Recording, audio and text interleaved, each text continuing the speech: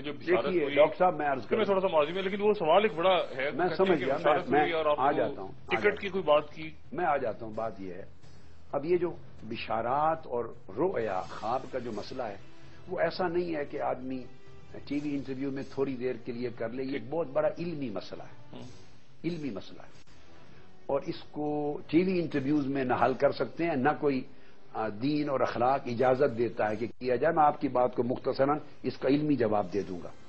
پہلی بات ذہن میں رکھ لیں کہ خواب کا مطلقاً انکار کرنا کفر ہے، کفر ہے. اچھا، جو کہے نا کہ خواب اور رویا اور بشارت آتی ہی نہیں، یہ جھوٹ ہوتا ہے، یہ کفر ہے. اس لیے کہ قرآن مجید میں خواب بیان ہوئے ہیں، انبیاء کے بھی اور غیر انبیاء کے بھی، جو انبیاء نہیں تھے. یوسف علیہ السلام کے بھی خواب ہوئے اور ان کے ساتھ جو قیدی تھے ان کے خواب اور تعبیرات بھی. تو خواب کا مطلقاً انکار کرنا قرآن کا انکار ہے. پھر بخاری، مسلم، ترمذی تمام کتب حدیث میں ابواب ہیں رویا کے، متفق علیہ حدیثیں ہیں حضور. تو مطلقاً خواب کا انکار کرنا رسول پاک صلی اللہ علیہ وسلم کی سنت اور حدیث کا انکار ہے. پہلی ایک بات. دوسری بات اصولی سمجھاتا ہوں. خواب میں جو بات آپ سنتے ہیں، میں آپ کو اور آپ کے ذریعے پوری قوم کو ایک دینی تربیت دے دیتا ہوں. جو خواب میں گفتگو ہوتی ہے کسی سے، سنتے ہیں یا دیکھتے ہیں، مراد اس سے وہ حقیقتاً نہیں ہوتا. یہ فگوریٹو اور میٹافوریکل، مجازی اور کنایا ہوتا ہے خواب. یعنی مراد کچھ اور ہوتا ہے، الفاظ یا مشاہدہ کسی اور چیز کا ہوتا ہے. یہ خواب کا ایک اصول ہے. حضرت یوسف علیہ السلام نے خواب دیکھا کہ مجھے سورج، چاند اور 11 ستارے سجدہ کر رہے ہیں بچپن میں. اور تعبیر کیا نکلی؟ جب مصر کے سربراہ بنے تو آپ کے والد، والدہ اور بھائیوں نے سجدہ کیا. خواب سورج، چاند، ستاروں کا دیکھا تھا اور فرمایا یہ میرے خواب کی تعبیر ہے.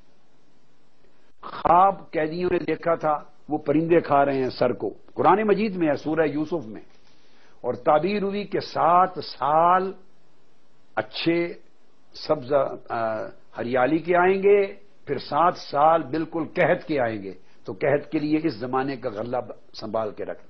تعبیر ٹوٹلی ڈیفرنٹ ہوئی، جس کا کوئی دور کا تعلق ہی نہیں تھا کہ پرندے گوشت سوچ رہے ہیں. خوابوں کا ایک نظام، ایک علم ہے. اب میں آپ کو ایک چیزیں 3 اس اصول کو سمجھانے کے لیے کیا دیتا ہوں.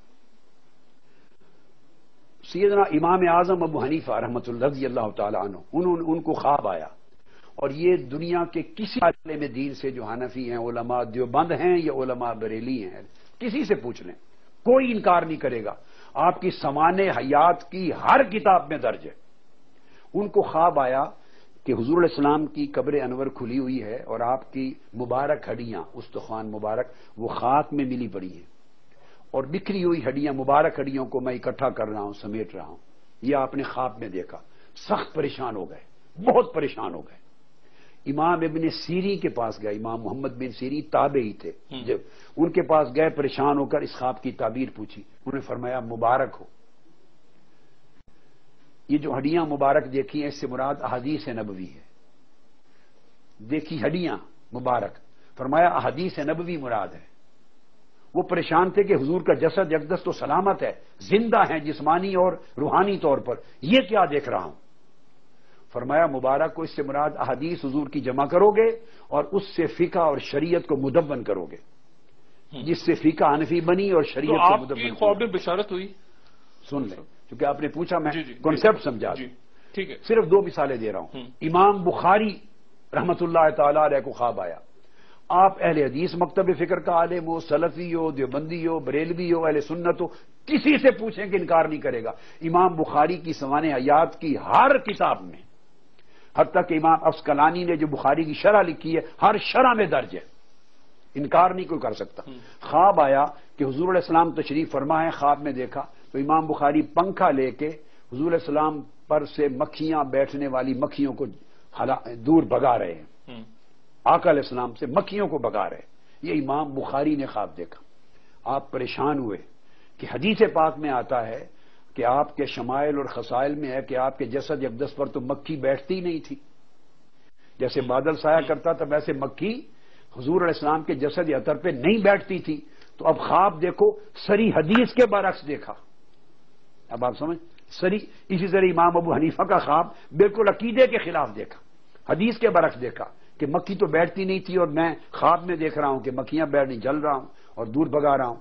پریشان ہوئے، اپنے مشائخ کے پاس گئے، استاد کے پاس، اور ان سے پوچھا، فرمایا امام بخاری تمہیں مبارک ہو، تمہیں یہ بشارت ملی ہے، بشارت کہ جو موضوع احادیث داخل کر گئی ہیں لٹریچر میں، تم مکھیوں سے مراد موضوع احادیث ہیں، جو من گھڑت حدیثیں داخل کر دی گئی ہیں جو درست نہ تھیں، ان کو ہٹا رہے ہو، مکھیوں سے مراد وہ ہیں، اور صحیح احادیث کو جمع کر رہے ہو، اور اس خواب کے نتیجے میں آپ نے صحیح بخاری لکھی، تمام صحیح احادیث۔ تو آپ نے جو خواب کا جو بشارت میں جو دیکھا جاتا ہے اس کا معنی اور تعبیر کچھ اور ہوتی ہے۔ اب میں آپ کو ایک حدیث کی ایک چیز بتاتا ہوں۔ قرآن مجید میں اللہ رب العزت نے فرمایا، جو بات آپ کر رہے ہیں اس کا جواب، فرمایا وَقْرِضُ اللَّهَ قَرْضًا حَسَنًا، فرمایا کہ اللہ تعالیٰ کو قرض حسنہ دو، یہ قرآن کہہ رہا ہے، اللہ تعالیٰ قرض مانگ رہا ہے، اللہ کو قرض حسنہ دو۔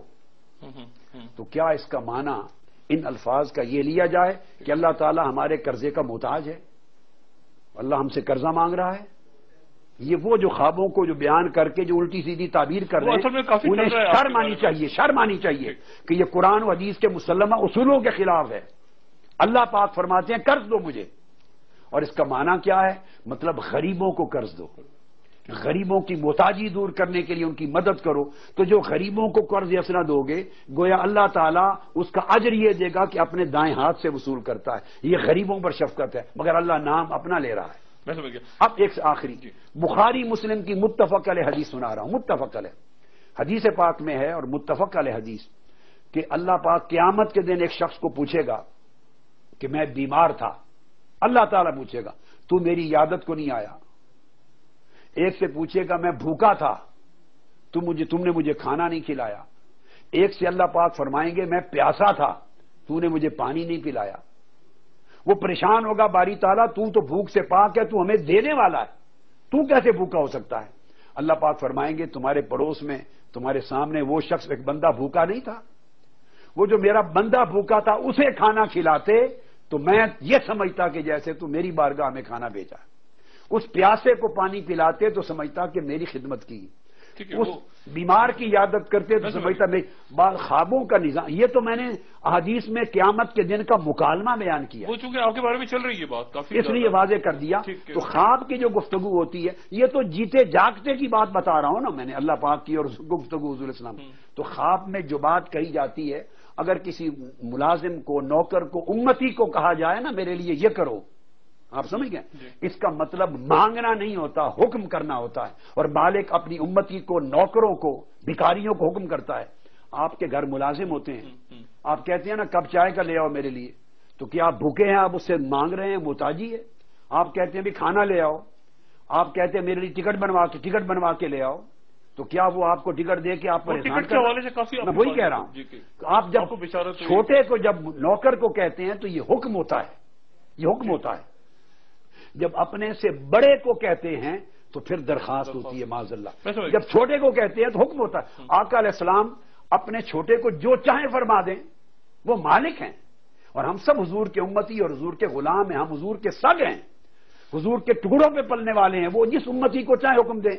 صحابہ کرام کے گھر آقا علیہ السلام جاتے تھے اور بے شمار مواقع پہ نہیں فرماتے تھے کہ کھانا لاؤ، میں 2 دن سے بھوکا ہوں۔ تو کیا اس کا مطلب ہے معاذ اللہ وہ کھانا مانگ رہے ہیں، محتاج ہیں؟ نہیں، وہ مالک اور حاکم ہیں حضور صاحب۔ گفتگو اتنی دلچسپ ہے، وہ جس سے چاہیں تو جب امتی کو حضور کا حکم ہوتا ہے نا، وہ حکم جو ہوتا ہے وہ نوکر کو حکم ہوتا ہے، امتی کو حکم ہوتا ہے، اور اس سے مراد جب ایسا حکم فرماتے